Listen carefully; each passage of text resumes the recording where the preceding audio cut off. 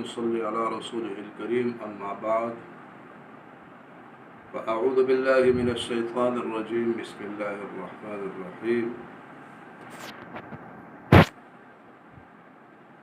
يا أيها الذين آمنوا كتب عليكم الصيام كما كتب على الذين من قبلكم لعلكم تتقون صدق الله العظيم۔ معزز سامعین کرام، رمضان المبارک کا مہینہ یہ جمال اور کمال کا مہینہ ہے۔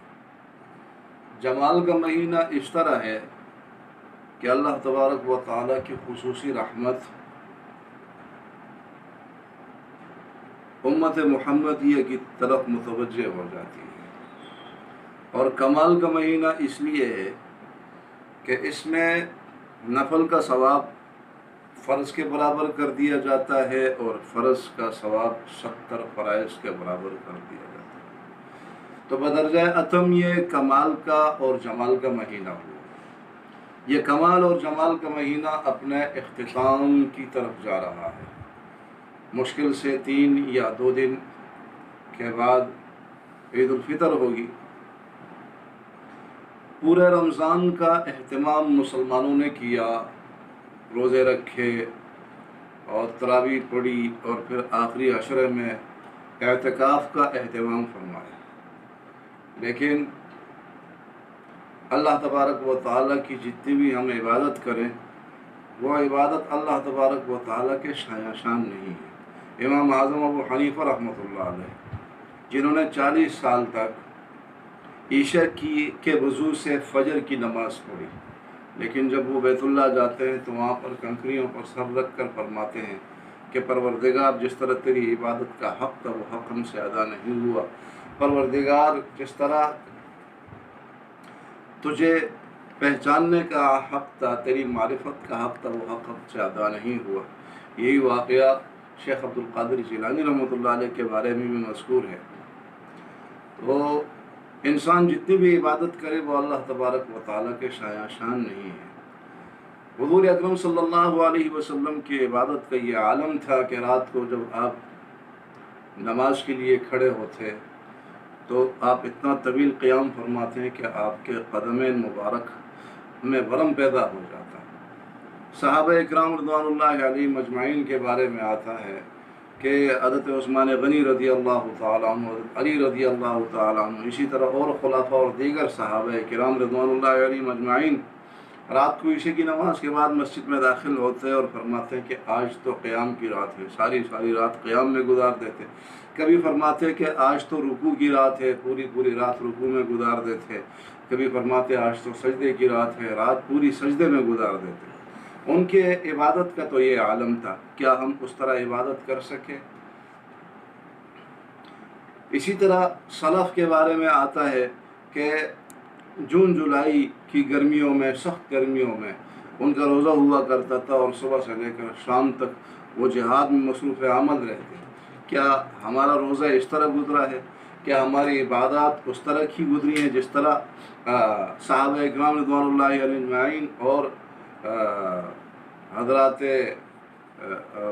بعد کے آنے والے جو وہ ہیں تابعین، تابعین، ان کی عبادت کی طرح گزری ہے ہماری عبادت اور ہمارا رمضان کا مہینہ، یا ویسے ہی ہم نے جو ہے گزار دیا؟ لازمی بات ہے ہم سے کوتاہیاں بھی ہوئی ہوں گی، تقصیرات بھی ہوئے ہوں گے، تو ان کوتاہیوں کا ازالہ اور ان تقصیرات کا ازالہ ہم نے ان 2-3 دنوں میں کرنا ہے۔ اور یہ بھی ذہن میں رکھیں کہ حضور صلی اللہ علیہ وسلم کا ارشاد ہے کہ مہمان جب آتا ہے تو اپنی روزی ساتھ لے کر آتا ہے، اور جب جاتا ہے تو گھر والوں کی، میزبان کے گناہوں کو ساتھ لے کر جاتا ہے، یعنی اس کے گناہوں کی مغفرت ہو جاتی ہے میزبان کی، گھر والوں کی۔ رمضان المبارک کا مہینہ بھی ایک مہمان کی طرح آیا، اور یہ اپنی تمام تر رحمتوں کو لے کر اللہ تبارک و تعالیٰ کی جو ہے وسیع رحمتوں کو لے کر یہ مہینہ آیا۔ اللہ تبارک و تعالیٰ کی عطا، اللہ تبارک و تعالیٰ کی بخشش یہ اپنے ساتھ لے کر آیا۔ تو ایسا مہمان آیا ہمارے، تو میں عرض یہ کر رہا تھا کہ رمضان المبارک کا مہینہ ایک معزز مہمان کی طرح آیا، اس طرح آیا کہ اس میں ایک مسلمان کی، ایک روزہ دار کی اللہ تبارک و تعالی نے روزی بڑھائی، اور افطار کے وقت ہمارے دسترخوان پر اللہ تبارک و تعالیٰ کی وہ نعمتیں آن موجود ہوئی جو غیر رمضان میں نہیں ہوا کرتی ہیں۔ اور اس اعتبار سے بھی یہ معزز ہے اور مکرم ہے کہ اس میں ہمیں مزید عبادت کی توفیق اللہ تبارک و تعالیٰ کی طرف سے ملی، اور ایک فرض کو 70 فرائض کے درجے میں رکھ دیا، اور ایک نفل کو فرض کے درجے میں رکھ دیا۔ یہ تو برکت ہے۔ اور رمضان جب جائے گا، رخصت ہوگا، تو لازمی بات ہے کہ ہم ایسی حالت میں ہوں گے کہ ہم گناہوں سے بخشائے ہوں گے۔ معزز مہمان جب آتا ہے تو جس طرح اس کا اچھے طریقے سے استقبال ہوتا ہے، اسی طرح اس کو اچھے طریقے سے اس کو الوداع بھی کہا جاتا ہے، اس کو رخصت بھی کیا جاتا ہے۔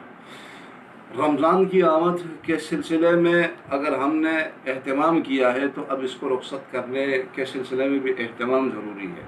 معزز مہمان اگر ویسے گھر سے نکلے کہ گھر والوں کو پتہ نہ چلے تو وہ کچھ اچھا تاثر لے کے نہیں جاتا۔ اسی طرح ہم نے عید کی خوشیوں میں مگن ہو کر رمضان کو بلانا نہیں ہے، اور آخری شب عید کی رات بھی ہم نے عبادت کرنی ہے، تاکہ ہم ان خوش قسمت لوگوں میں شامل ہو جائیں جن کے بارے میں اللہ تبارک و تعالی نے فرشتوں کو گواہ بنانا ہے اس آخری رات میں، اور یہ اعلان فرمانا ہے کہ میرے فرشتوں تم گواہ رہو، میں نے اپنے بندوں کو اور بندیوں کو معاف کر دیا اور ان کے گناہوں کو نیکیوں سے بدل دیا۔